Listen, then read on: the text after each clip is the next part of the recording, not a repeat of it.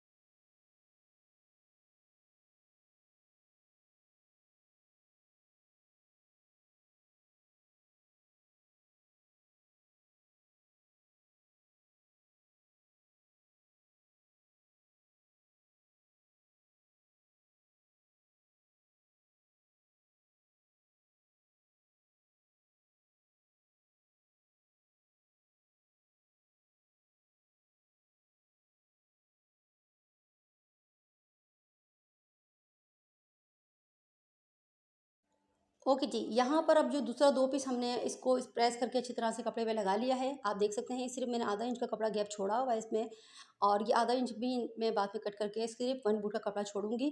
इस कपड़े पर हम दोबारा इस कपड़े पे हमने उल्टा करके रखना है इसको।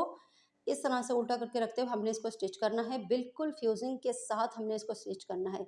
तो पहले हम वन बाय वन एक-एक करके स्टिच करेंगे, तो बिल्कुल फ्यूज़िंग पे रखते हुए मैं इसको स्टिच कर रही हूँ।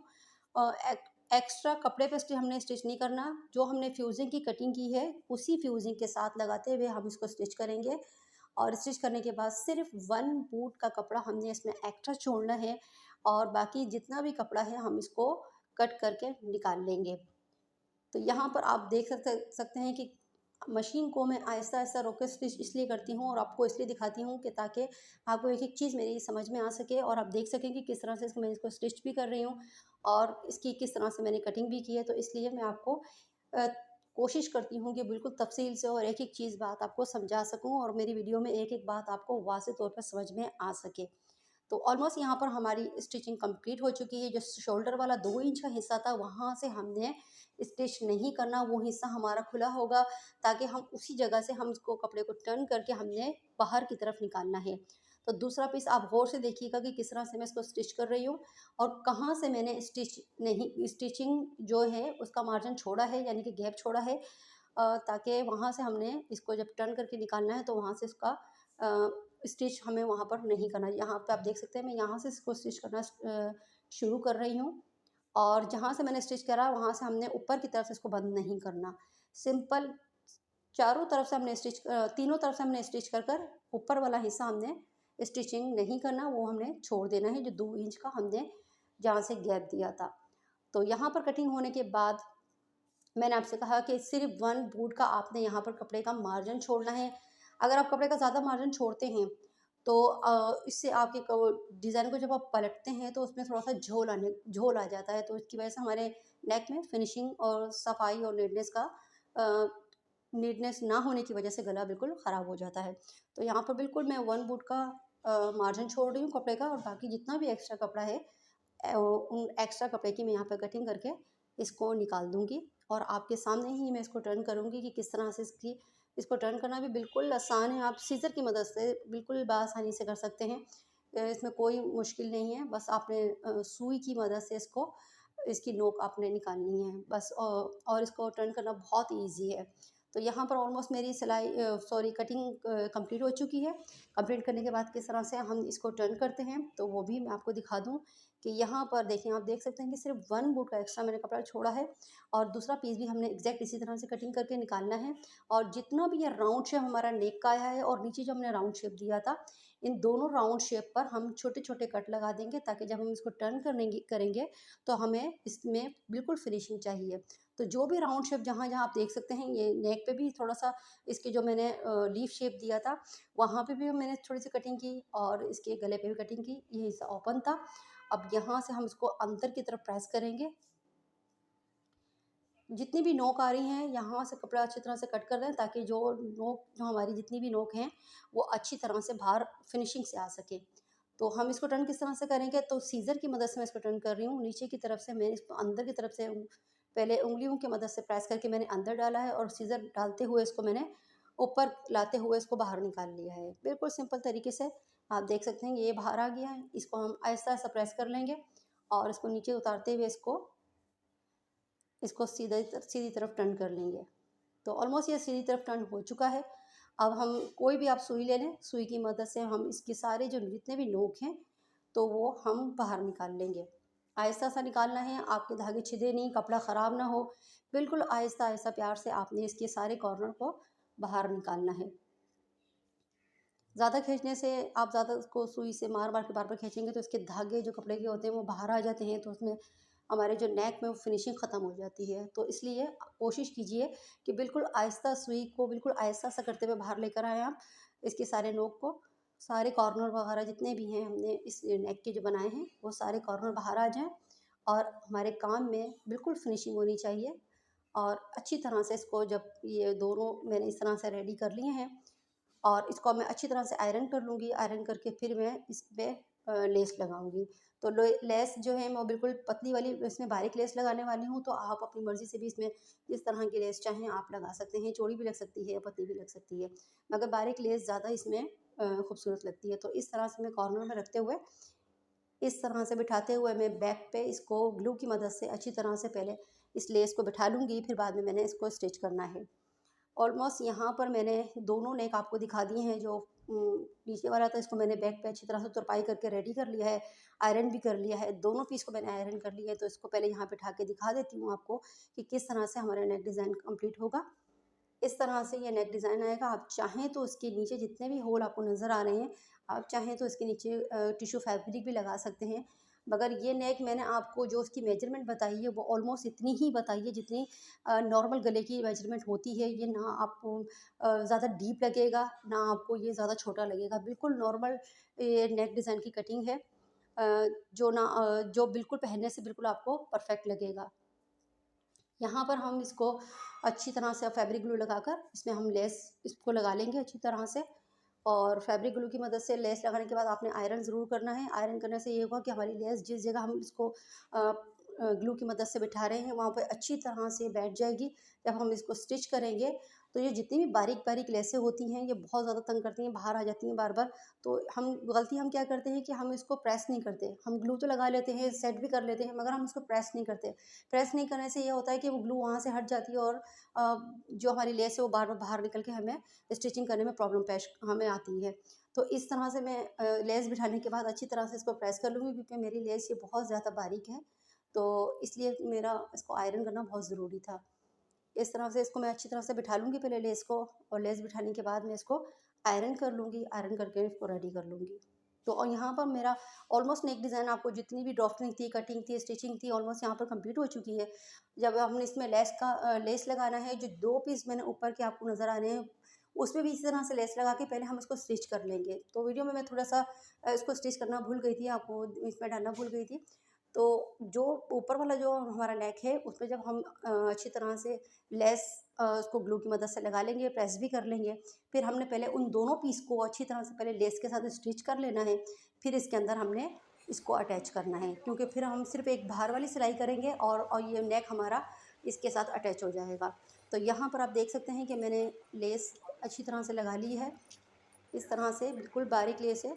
इस तरह से मैंने इसको कंप्लीट कर लिया है। अब सेकंड जो दोनों पीस हैं हमारे, उसमें हमने किस तरह से लगाना है, यहाँ पर बिल्कुल कॉर्नर पे बाद में सिलाई करेंगे। इसको रख कर हम दूसरे पीस को देख लेते हैं कि यहाँ पर हमें किस तरह से करना है। तो यहाँ पे नेक पे जितना भी आगे वाला फ्रंट वाला हिस्सा है और गहराई वाला हिस्सा है, यानी कि जो भी राउंड वाला हिस्सा है, हमने सिर्फ वहाँ पे लेस लगाई है।